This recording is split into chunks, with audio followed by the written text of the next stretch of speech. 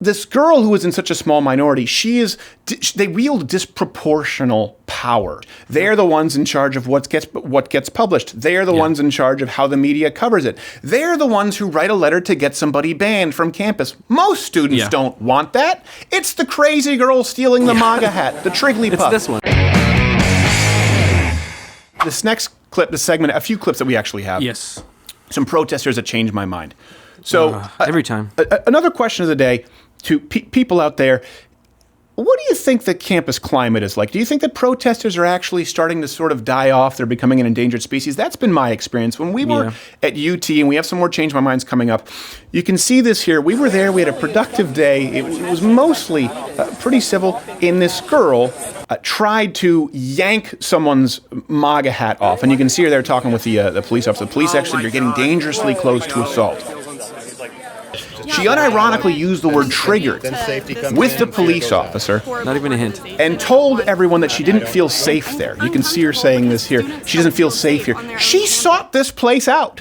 Yeah. And keep in mind, you don't have to look be here. This is what's going on at the same time. This is what scares her. This kind of a conversation with some. We had this all day. All day. There were only 3 incidents of people who got upset. She comes out, doesn't feel safe, complains to the student activities coordinator. By the way, you can also see, she complained about a privacy violation afterwards on YouTube, which doesn't even respect the law when you look at single-party consent states, let alone at a public protest. Smart. I show you this because I think it's important to see all of these people. Look at all the students. We had hundreds of students.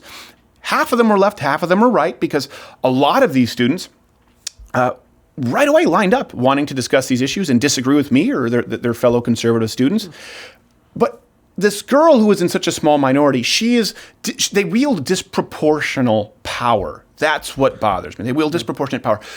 They're in positions of academia. 40% of colleges have no conservative college professors. You can see the dean of students came up here afterwards panicking, saying, "Oh, people feel scared. You can't do this because you don't have a permit for 2 people talking today."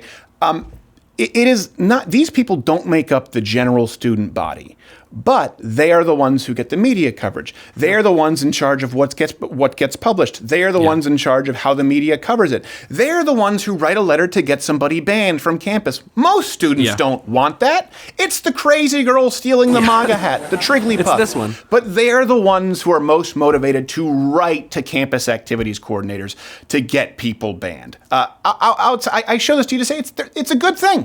It's a good thing. This is an exception, not the rule. Unfortunately, it tends to be the status quo for those in power in academia and media. And outside of that, we really only had one other person who looked to create any problems that day. And as you can see, the rest of the hundreds of people there, they weren't on board with it. It's been reclaimed.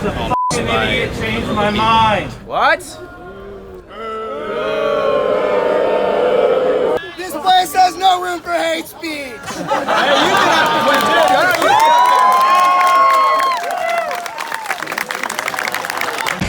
Hey there, if you like this video, subscribe or click one of these videos playing in a box. You know what? Hit the notification bell, because subscriptions don't really mean anything anymore, especially if you're not 18 or older, at the very least logged into YouTube as 18 or older, because sometimes people are 25, but they don't know how to use the YouTube system properly, and then just hit the notification bell, or you hate yourself.